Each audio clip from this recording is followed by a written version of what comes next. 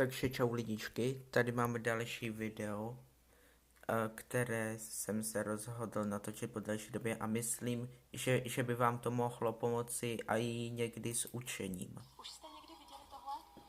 Je to mini tiskárna, která ani nepotřebuje inkoust. Funguje na elektřinu a vejde se kamkoliv. Sama jsem si ji koupila a nemůžu si ji vynachválit. Označte člověka, který ji potřebuje. Určitě doporučuji si koupit takovou mini tiskárnu. Já sám jsem si ji koupil a používám ji do školy. Můžu si do ní můžu si na té tiskárně vytisknout obrázky, které potřebuju do všech předmětů do školy, takže vám určitě doporučuji si ji pořídit.